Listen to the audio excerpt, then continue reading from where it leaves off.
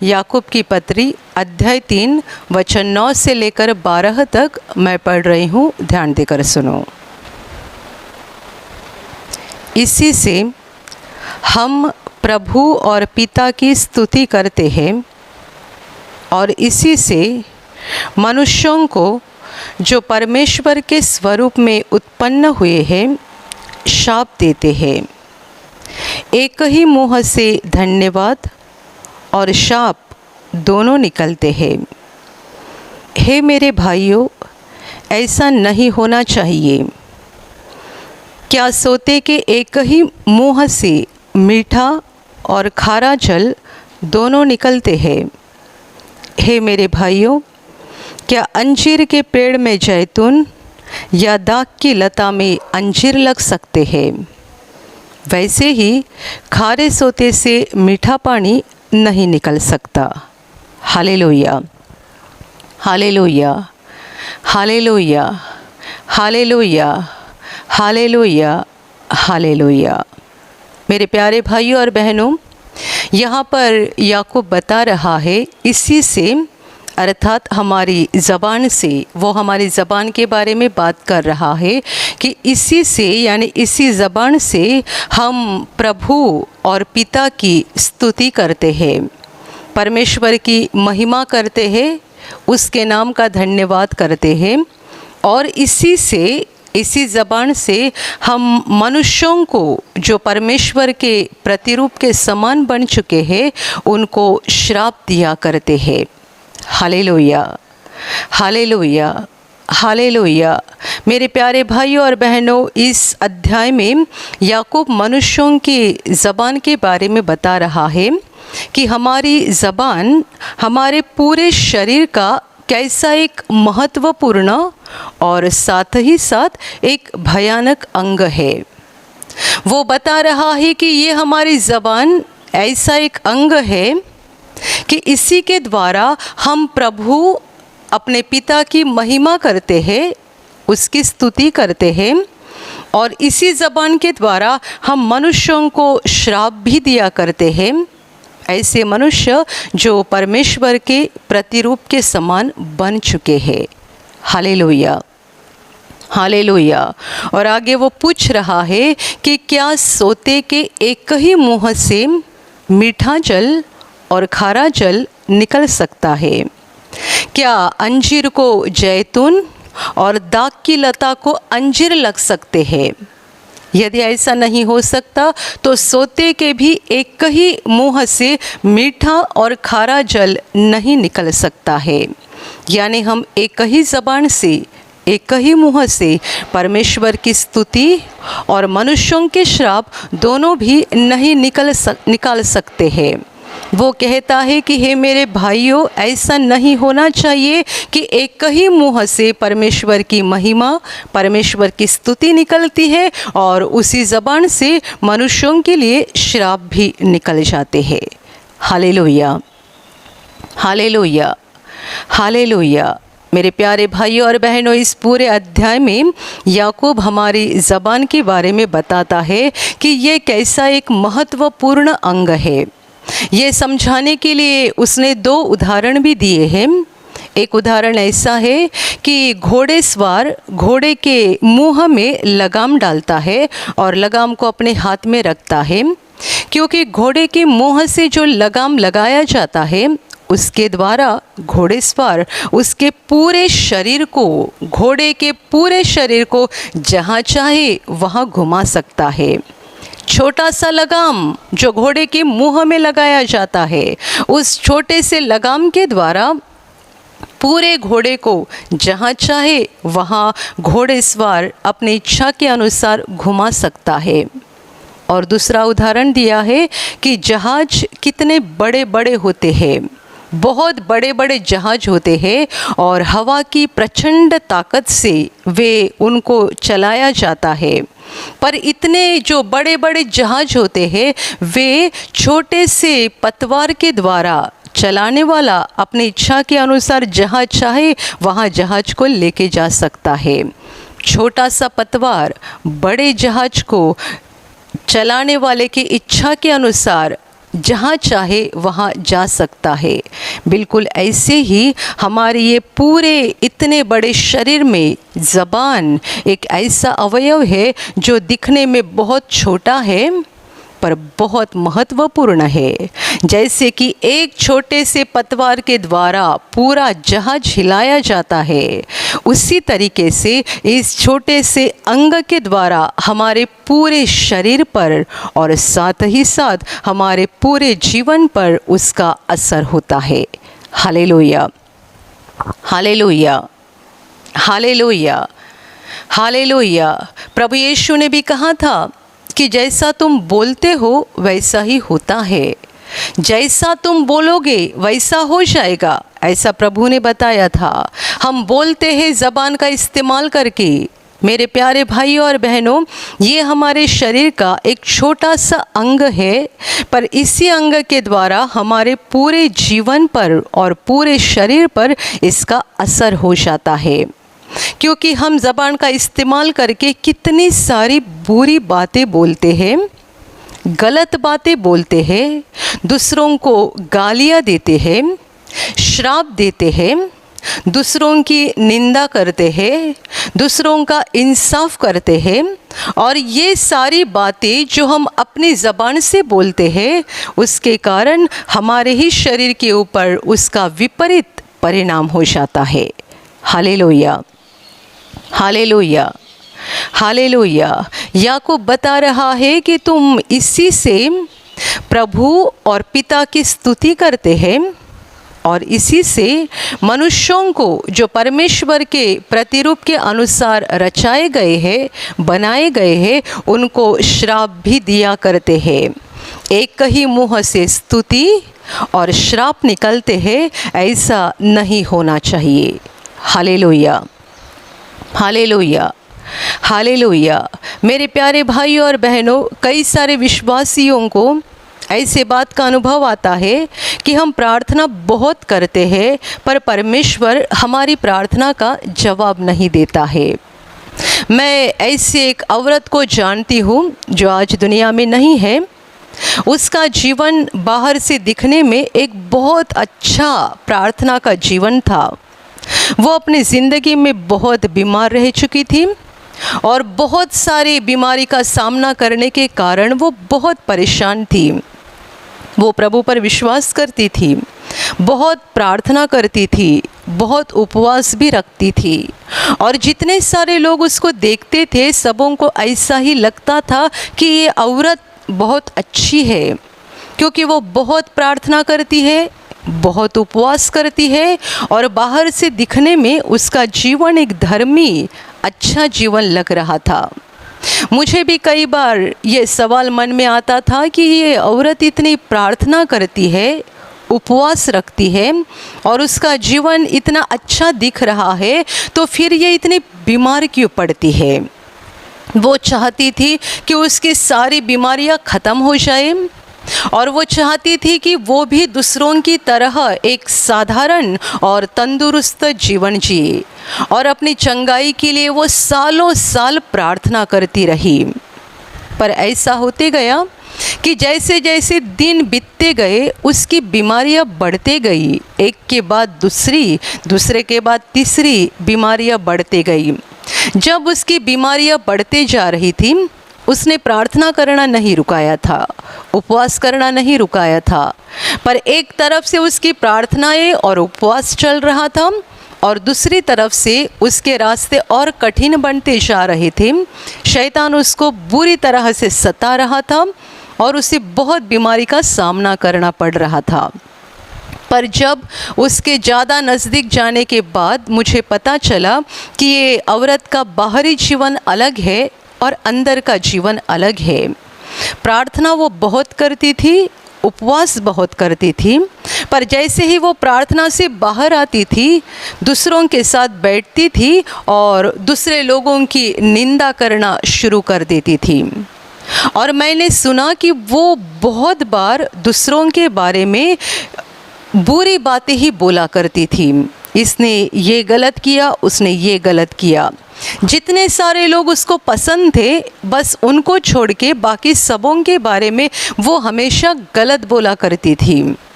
तभी मैं जान गई कि ये औरत के साथ ऐसा क्यों हो रहा है कि एक तरफ से वो प्रार्थना का जीवन और एक उपवास करके धर्मी जीवन जी रही है, ऐसा दिख रहा है, पर दूसरी तरफ से ऐसा हो रहा है कि वो बहुत बीमारी में पड़ते जा रही है और आखिर उसकी बीमारियां इतनी बढ़ती गई कि उसकी मृत्यु हो गई। मेरे प्यारे भाई और बहनों, प्रभु यीशु ने कहा था कि जैसा तुम बोलते हैं वैसा हो जाता है। हमारी ज़बान ऐसा एक भयानक अंग है जो हमारे पूरे शरीर के ऊपर असर लाता है।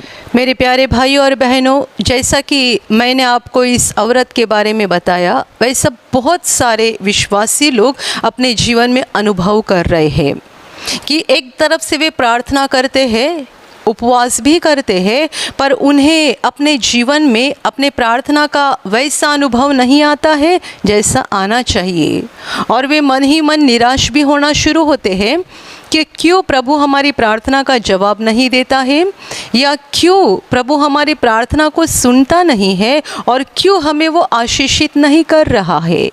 मेरे प्यारे भाई और बहनों, ये ज़बान जो हमारे शरीर का एक महत्वपूर्ण अंग है, उसको हम किस रीति से इस्तेमाल करते हैं, हम अपने मुंह से क्या बोलते हैं, ये महत्वपूर्ण बात है। इसी से तय हो जाता है कि आगे जाकर हमारे साथ क्या होने जा रहा है। याकूब बता रहा है कि एक ही मुंह से धन्यवाद और श्राप निकलते हैं, ऐसा नहीं होना चाहिए। कितने सारे लोग जब ये प्रार्थना में बैठते हैं, प्रभु के सामने आते हैं, वे बहुत तन मन से प्रार्थना करते हैं, हालेलुया बोलते हैं, प्रभु की स्तुति करते हैं, गाना गाते हैं, और वे अपने मन ही मन में इस बात को लेकर संतुष्ट भी रहते हैं कि हमने आज बहुत अच्छी प्रार्थना की है। मेरे प्यारे भाई और बहनों, आप जब परमेश्वर के सामने खड़े थे या बैठे थे, तब आपने अच्छे से परमेश्वर की स्तुति की, आराधना की, गाना गाया, तालियां बजाई, भजन गाया, बहुत अच्छा है। पर प्रार्थना ख़त्म होने के बाद आपका जो चाल चलन, बोलना, चलना है, उस पर भी परमेश्वर का कैमरा शुरू है, ये कभी मत भूलना। दिन के 24 घंटे में आप 1 घंटा प्रार्थना करते हैं, पर 1 घंटे में जब भी प्रार्थना करते हैं, केवल तब ही परमेश्वर आपके ऊपर देखता है, और बाकी 23 घंटे में आप क्या करते हैं, परमेश्वर नज़रअंदाज करता है, ऐसा मत समझ लेना। वरन इन 23 घंटों में आप जो भी बोलते हैं, वे सारी बातें आपके जीवन के ऊपर असर लाती है। जो लोग प्रार्थना बड़े दिल से करते हैं, ऐसा दिखाई देता है, हालेलुया बोलते हैं, गाना गाते हैं, भजन गाते हैं, और बाद में जाकर दूसरों की निंदा करते हैं, दूसरों का इंसाफ करते हैं, दूसरों के बारे में बुरा बोल देते हैं, गलत बोलते हैं, गालियाँ भी देते हैं, ऐसे लोगों की प्रार्थना व्यर्थ हो जाती है। कितना समय प्रार्थना किया? 1 घंटा परमेश्वर के सामने खड़े होकर या घुटनों पे आकर प्रार्थना किया, और बाद में जाकर दूसरों का दोष निकालना शुरू कर दिया, गालियाँ देना शुरू कर दिया, दूसरों की निंदा करना और दूसरों को श्राप देना शुरू कर दिया। 1 घंटा आपने खड़े होकर या घुटना टेक कर जो प्रार्थना की है, वो सारी प्रार्थना व्यर्थ हो गई। परमेश्वर ऐसी प्रार्थना को सुनता नहीं है और ऐसी प्रार्थना का जवाब नहीं देता है। इसीलिए जो सारे लोग इस तरीके से जीवन जीते हैं, यानी एक ही मुँह से धन्यवाद और श्राप दोनों भी निकलते हैं, ऐसे लोगों की प्रार्थना नाकामयाब हो जाती है। ऐसे लोगों की प्रार्थना में सामर्थ्य नहीं होता है, और ऐसे लोगों की प्रार्थना ऊपर परमेश्वर के राजासन तक पहुंचती नहीं है। उन्हीं लोगों की प्रार्थना परमेश्वर के पास पहुंच जाती है जो लगन से प्रार्थना भी करते हैं और प्रार्थना के बाद अपने ज़बान के ऊपर काबू रखते हैं, और वो दूसरों की निंदा नहीं करते हैं, दूसरों का इंसाफ नहीं करते हैं या दूसरों के बारे में गलत नहीं बोलते हैं। मेरे प्यारे भाइयों और बहनों, यदि आप चाहते हैं कि आपकी प्रार्थना ज़्यादा प्रभावशाली बन जाए, ज़्यादा ताकतवान बन जाए, बहुत ज़्यादा सामर्थ्यशाली बन जाए और आपकी ज़्यादा से ज़्यादा प्रार्थना का परमेश्वर जवाब दे, यदि आप ऐसा चाहते हैं तो सबसे पहली बात करो, अपने ज़बान के ऊपर काबू रखना शुरू कर दो। आप इस तीसरे अध्याय को बड़े शांति से पढ़ सकते हैं। अच्छे से पढ़कर देखो कि इस ज़बान के बारे में परमेश्वर का वचन हमें क्या कहता है। मेरे प्यारे भाई और बहनों, हम दो तरह का जीवन एक साथ नहीं जी सकते हैं और इसीलिए उसने ऐसा उदाहरण दिया है कि सोते के एक ही मुंह से मीठा पानी और खारा पानी नहीं निकल सकता है। सोते के एक ही मुंह से मीठा पानी और खारा पानी नहीं निकल सकता है। अंजीर के पेड़ को जैतून नहीं लग सकते हैं और दाखरस की दाख की जो लता होती है उसको अंजीर नहीं आ सकते हैं। यदि अंजीर का पेड़ है तो अंजीर ही आ जाएंगे, दाख की लता है तो दाख ही आ जाएंगे, उस पर अंजीर नहीं आ सकते हैं। बिल्कुल वैसे ही सोते के एक ही मुंह से मीठा पानी और खारा पानी नहीं निकलता है। यदि सोते के एक ही मुंह से मीठा पानी और खारा पानी नहीं निकलता है तो हमारी ज़बान से, हमारी मुंह से एक ही साथ धन्यवाद और श्राप दोनों भी नहीं निकल सकते हैं। Hallelujah, hallelujah. कितने सारे लोग इस दो तरह का जीवन जीने की कोशिश करते हैं। जब भी वे परमेश्वर के सामने आते हैं अपने आप को धर्मी ठहराने की बहुत कोशिश करते हैं। जब वे परमेश्वर के सामने आते हैं परमेश्वर को और लोगों को भी ये दिखाने की कोशिश करते हैं कि हम बहुत अच्छे हैं, पर उसके बाद उनका जीवन बहुत अलग रहता है। वो दूसरों की निंदा करते हैं, दोष निकालते हैं, बहुत सारी व्यर्थ बातें बोलते हैं और बहुत कुछ गलत बोलते हैं, जिसके कारण उनकी प्रार्थना का कोई प्रभाव नहीं होता है, उनकी प्रार्थना में कोई सामर्थ्य नहीं रहता है और उनकी प्रार्थना का परमेश्वर जवाब नहीं देता है। Hallelujah, hallelujah, hallelujah, hallelujah. मेरे प्यारे भाइयों और बहनों, प्रभु यीशु ने कहा था कि जो हमारे अंदर भरा हुआ है वही मुंह से बाहर निकलता है। प्रभु ने ये भी कहा था कि भला मनुष्य अपने दिल के भले भंडार में से भली बातें निकालता है। अच्छा मनुष्य अपने दिल के अच्छे भंडार में से अच्छी बातें निकालता है और बुरा मनुष्य अपने मन के बुरे भंडार से बुरी बातें निकालता है। यदि आप चाहते हैं कि आपके मुंह से श्राप ना निकले, यदि आप चाहते हैं कि आपके मुंह से गलत बातें ना निकले, यदि आप चाहते हैं कि आपके मुंह से ऐसे शब्द ना निकले जो परमेश्वर पसंद नहीं करता है, तो मेरे प्यारे भाइयों और बहनों, हमें ज़रूरी है कि हमें अपने दिल में भली बातों को, अच्छी बातों को भरा के रखना है। भला मनुष्य अपने मन के भले भंडार से भली बातें निकालता है। यदि दिल का भंडार भली बातों से भरा हुआ है, अच्छी बातों से भरा हुआ है, तो अच्छी बातें बाहर निकलेगी। यदि बुरी बातों से भरा हुआ है तो बुरी बातें बाहर निकलेगी। जो अंदर भरा हुआ है वही तो मुंह से बाहर आता है। Hallelujah, hallelujah, hallelujah. आप एक तरफ से प्रार्थना करते हैं, हालेलुया बोलते हैं, गाना गाते हैं, और दूसरी तरफ से यदि अभी भी आपको गालियाँ देने की आदत है, दूसरों को आप श्राप देते हैं, दूसरों के बारे में बुरा बोलते हैं, इसका मतलब आपका दिल का भंडार बुरी बातों से भरा हुआ है। जो यहाँ भरा हुआ है वही ज़बान से बाहर निकलता है। मेरे प्यारे भाइयों और बहनों, सावधान हो जाओ, समय बहुत कम रह गया है। हम देख रहे हैं दुनिया के ऊपर महासंकट की घड़ी आ गई है। हमें बेहोश हालत में नहीं रहना है। हमें बेहोश हालत में रहकर सब कुछ ऐसा ही चलते रहेगा ऐसा सोचकर नहीं रहना है। होश पर आ जाओ और अपने आप में बदलाव करो। दिल का भंडार यदि बुरी बातों से भरा हुआ है तो इन सारी बुरी बातों को निकाल दो। गलत बातों को निकाल दो और परमेश्वर की बातों को, अच्छाई को, अच्छे शब्द को अपने दिल में भरना शुरू कर दो। क्योंकि यहाँ यदि अच्छी बातें भर गई तो मुँह से अच्छी बातें निकलेगी, और यदि ज़बान अच्छी बातों से भर जाएगी, ज़बान से अच्छी बातें निकलेगी, तो हमारे जीवन में सब कुछ अच्छा होते जाएगा। Hallelujah, hallelujah, hallelujah. हम इसका एक बहुत महत्वपूर्ण उदाहरण देखते हैं कि जब भी प्रभु यीशु को पकड़ा गया था और पिलातुस ने उसके अंदर कुछ भी दोष नहीं पाया था, तब पिलातुस उसे छोड़ने की कोशिश कर रहा था। यहूदी लोगों ने बहुत जलन से भरकर प्रभु को पकड़वा दिया था, पर पिलातुस ने प्रभु के अंदर कोई दोष नहीं पाया और इसीलिए वो प्रभु को छोड़ना चाहता था, कोशिश कर रहा था। और जब भी वो कोशिश कर रहा था तभी लोग जो सामने खड़े थे, जिनको उनके अधिकारियों ने पहले ही भड़का दिया था, ये लोग चिल्ला चिल्ला कर बोल रहे थे कि इसे छोड़ मत देना, इसको सूली पर चढ़ा दो।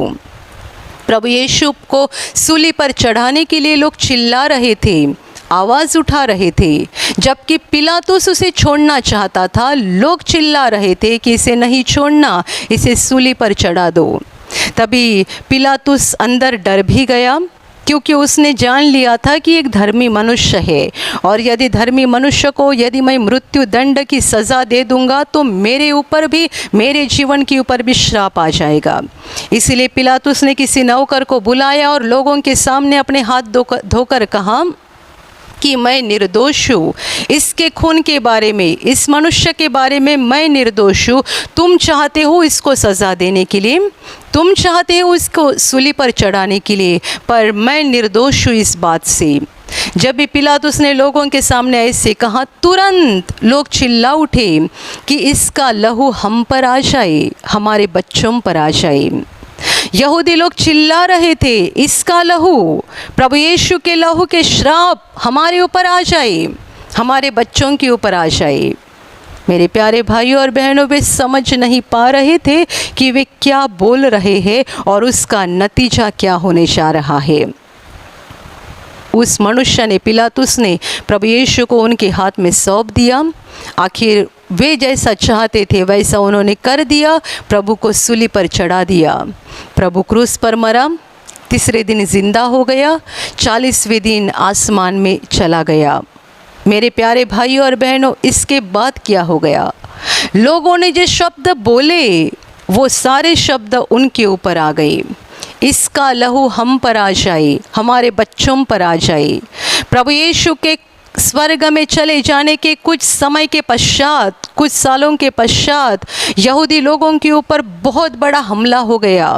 उनके ऊपर बहुत बड़ी विपत्ति आ गई, ऐसी विपत्ति आ गई कि उनको अपना देश छोड़कर पूरे संसार में भागना पड़ा। और जहाँ जहाँ वे गए वहाँ वहाँ उनको सताया गया, उनको छल किया गया और कितने सारे लोगों को जान से मार डाला गया।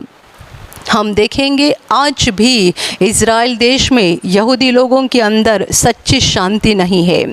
उनकी बहुत तरक्की हो गई है क्योंकि वे परमेश्वर के चुने हुए और लाडले लोग थे। इसलिए आप देखेंगे कि हर बात में उनकी बहुत तरक्की हो गई है। वे ज्ञान से बहुत भरे हुए लोग हैं और उनकी तरक्की बहुत हो गई है, पर उन लोगों के देश में शांति नहीं है।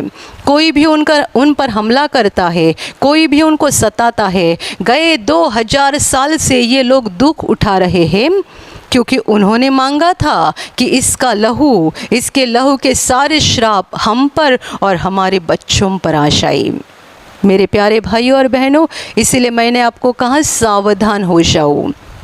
बड़ी आसानी से हम दूसरों को श्राप देते हैं, बड़ी आसानी से हम दूसरों को गालियाँ देते हैं, बड़ी आसानी से हम दूसरों का इंसाफ कर देते हैं, पर भूल जाते हैं कि जो हमारी ज़बान से हम बोलते हैं वही सारी बातें हम पर आने जा रही है। Hallelujah, hallelujah, hallelujah, hallelujah. यदि आप दूसरों को श्राप दे रहे हैं तो मत भूलना ये सारे श्राप आपके ऊपर भी आने जा रहे हैं। यदि आप दूसरों की निंदा कर रहे हैं या दूसरों के दोष निकाल रहे हैं, तो आप दूसरों की निंदा जिस बात में कर रहे हैं या आप दूसरों को जिस बात में बदनाम कर रहे हैं, उसी बात में शैतान आपको भी गिराने चाह रहा है। जैसे आप उनको बदनाम कर रहे हैं वैसे आप भी बदनाम हो जाएंगे, क्योंकि आपने उनकी जिस बात में निंदा की है और इंसाफ किया है, बिल्कुल उसी बात में शैतान आपको भी गिराने चाह रहा है। Hallelujah, hallelujah, hallelujah. मेरे प्यारे भाइयों और बहनों, इसलिए सावधान रहो कि तुम क्या बोलते हो। बोलने के लिए बहुत हड़बड़ी मत करो। याकूब ने अपनी पत्री में अध्याय 1 में ऐसा भी लिख कर रखा है कि हर मनुष्य सुनने के लिए तत्पर हो और बोलने के लिए धीरज धरने वाला हो, धीमा हो। बोलने के लिए हम धीमे रहे और सुनने में तत्पर रहे। बोलने में हमें हड़बड़ी नहीं करनी चाहिए। कितने बार हम कुछ भी सुनते हैं, तुरंत हम ऐसा जवाब देते हैं कि सामने वाले व्यक्ति के दिल को लग जाता है। मेरे प्यारे भाइयों और बहनों, यदि आप ऐसे कठोर दिल वाले लोग हैं तो अपने आप को बदलाव करो। हम कठोर हैं और कठोरता के कारण हम अपने ज़बान से कठोर बातें निकलते हैं, कठोर शब्द बोलते हैं, पर ध्यान में रखना कि उन्हीं सारी बातों का असर हमारे जीवन पर होने जा रहा है। यदि आप चाहते हैं कि आपके जीवन में अच्छी बातें होते रहे, परमेश्वर आपकी प्रार्थनाओं का जवाब देते रहे, परमेश्वर का आशीष आपके जीवन पर बने रहे, तो मेरे प्यारे भाइयों और बहनों, इस समूह के द्वारा परमेश्वर का धन्यवाद करो। इस ज़बान का इस्तेमाल करके परमेश्वर का धन्यवाद करो और इसी ज़बान के द्वारा दूसरों को आशीष दो। दूसरों की भलाई के लिए प्रार्थना करो, दूसरों के बारे में भली बातें बोलो, न कि दूसरों की निंदा करो और न कि दूसरों का इंसाफ करके उनको बदनाम करते जाओ। Hallelujah, hallelujah, hallelujah. यदि दूसरों के साथ सचमुच कुछ गलत हुआ भी होगा, पर ये हमारा काम नहीं है कि हम उनको बदनाम करें। ये हमारा काम नहीं है कि हम उनकी निंदा करें। यदि आप उनकी निंदा कर रहे हैं तो आपके साथ भी वैसा ही हो जाएगा। कोई औरत दूसरे जवान बेटी को देखकर बोल सकती है कि ये लड़की बहुत ख़राब है, मैंने इसको कई बार देखा है, लड़कों के साथ घूमती है, गलत काम करती है, ये लड़की बहुत ख़राब है।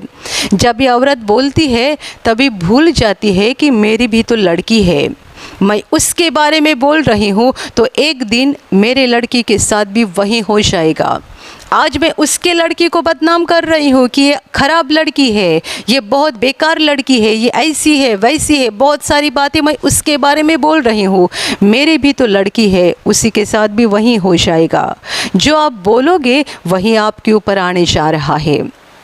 आप अच्छी बातें बोलो, दूसरों के भलाई के लिए बोलो, दूसरों के लिए प्रार्थना करो, तो आपका जीवन परमेश्वर के आशीषों से भरपूर हो जाएगा। जो दूसरों के लिए भली बातें बोलता है उनके लिए परमेश्वर प्रसन्न होता है और उन्हें वो आशीषित करते रहता है। Hallelujah, hallelujah, hallelujah. मेरे प्यारे भाइयों और बहनों, दूसरों के बारे में गलत बोलना बंद करो। दूसरों की निंदा करना और दूसरों को बदनाम करना बंद करो। ये हमारा कोई हक नहीं बनता है कि हम ज़बान हिलाकर दूसरों की निंदा करें, दूसरों का इंसाफ करें और दूसरों को बदनाम करें। Hallelujah, hallelujah, hallelujah, hallelujah. अपनी ज़बान से प्रभु की स्तुति करो, परमेश्वर का धन्यवाद करो, भजन गाओ और इसी ज़बान का इस्तेमाल करके दूसरों को आशीष दो। यदि कोई गलत कर रहे हैं, यदि कोई बुरे रास्ते से चल रहे हैं, आपको दिख रहा है, तो आप उनकी निंदा मत करो, उनको आशीष दो, उनकी भलाई के लिए प्रार्थना करो। तो क्या हो जाएगा? आपकी प्रार्थना का सामर्थ्य बढ़ जाएगा, आपकी प्रार्थना की ताकत बढ़ जाएगी। आप जैसा बोलोगे वैसा परमेश्वर आपके लिए कर देगा। आपका जीवन आशीषों से भर जाएगा। आप दूसरों के बच्चों को आशीष दे दो तो आपके बच्चों के ऊपर आशीष आ जाएंगे। आप दूसरों के भलाई के लिए बोलो तो आपका भला हो जाएगा। आप दूसरों को आशीष दो तो आपको भी उसके बदले में परमेश्वर आशीष देगा। Hallelujah, hallelujah, hallelujah. इसलिए तो परमेश्वर का वचन कहता है कि तुम्हारे बैरी या दुश्मन या तुम्हें सताने वाले जो लोग हैं उनके बारे में भी परमेश्वर का वचन कहता है कि अपने सताने वालों को आशीष दो, आशीष ही दो, श्राप मत दो। यदि आप श्राप दोगे तो श्राप आ जाएंगे, आप आशीष देंगे तो आशीष आ जाएगा। आप दूसरों के बच्चों को आशीष देना शुरू करो, आपके बच्चों के ऊपर आशीष आना शुरू हो जाएगा। हर माँ या पिताजी हमेशा यही सोचते हैं, मेरा लड़का, मेरी लड़की, चाहे वे कितने भी गलत क्यों ना हो, वो उनके ऊपर प्रेम करते हैं। पर पराए लड़के के ऊपर, पराई लड़की के ऊपर नफ़रत से देखते हैं और हमेशा नफ़रत करते हैं। ऐसा करना बंद करो, दूसरों के बच्चों को आशीष दो तो प्रभु आपके बच्चों को आशीष देगा। Hallelujah, hallelujah. ज़बान का इस्तेमाल परमेश्वर का धन्यवाद करने के लिए और दूसरों को आशीष देने के लिए करो, ताकि आपकी प्रार्थना प्रभावशाली बन जाएगी, सामर्थ्यशाली बन जाएगी। आपकी प्रार्थना के अनुसार परमेश्वर स्वर्गदूतों को आज्ञा देगा, ताकि जैसा आपने मांगा है वैसा वे आपके लिए करे। मेरे प्यारे भाइयों और बहनों, ये परमेश्वर की इच्छा है। ये परमेश्वर चाहता है कि हमारा जीवन आशीषों से भर जाए। ये परमेश्वर चाहता है कि हमारे जीवन में सब कुछ भला होते रहे। पर इसीलिए हमें भी परमेश्वर की इच्छा के अनुसार करना चाहिए, ताकि उसकी इच्छा हमारे जीवन में पूरी हो जाएंगी और हमारा जीवन परमेश्वर के आशीषों से और सारी भली बातों से भरपूर हो जाएगा। Hallelujah, hallelujah, hallelujah. और अभी प्रार्थना करने का समय है। आप विश्वास करो कि एक पल में प्रभु यीशु आपको छूकर चंगाई देगा। एक पल में वो आपके जीवन का दुख निकाल देगा और आपके आंसुओं को खुशी में बदल देगा, क्योंकि उसके लिए असंभव कुछ नहीं है, अनहोनी बात एक भी नहीं है। प्रभु यीशु आज भी जिंदा है। 2000 वर्ष पहले वो शरीर रूप में धरती पर था, आज शरीर रूप में नहीं बल्कि आत्मा के रूप में है। और दुनिया के कोने कोने में जहाँ जहाँ लोग विश्वास के साथ उसको पुकारते हैं, उसके पास प्रार्थना करते हैं, उन सबों की पुकार को प्रभु सुनता है, उन्हें चंगा करता है, उनके आंसुओं को पोंछ देता है और उनके जीवन को खुशी से भर देता है। आप भी इसी विश्वास के साथ आपके बीमार भाग पर हाथ रखो, और यदि वहाँ हाथ नहीं रख सकते हैं तो अपने सीने पर हाथ रखो। प्रभु यीशु के नाम से इसी क्षण आपके शरीर की सारी बीमारियां निकल जाए। यीशु के नाम से आपके जीवन का सारा दुख निकल जाए। शैतान का हर एक काम आपके जीवन से और आपके परिवार से पूरी तरह से नष्ट हो जाए। यीशु के नाम से, प्रभु यीशु के नाम से शैतान का सारा काम आपके जीवन से नष्ट हो जाए। सारी दुष्ट आत्माओं को प्रभु यीशु के नाम से मैं आज्ञा दे रही हूँ, इसी क्षण इन्हें छोड़कर निकल जाओ और वापस उनमें नहीं आना। इसी क्षण प्रभु का महान सामर्थ्य आपके ऊपर आ जाए। प्रभु का महान सामर्थ्य आपके ऊपर आ जाए। प्रभु का महान सामर्थ्य आपके ऊपर आ जाए। इसी घड़ी पवित्र आत्मा की खुशी आपके दिल में आ जाए, पवित्र आत्मा की शांति आपके दिल में आ जाए और आपका जीवन स्वर्ग की रोशनी से भर जाए। आमीन।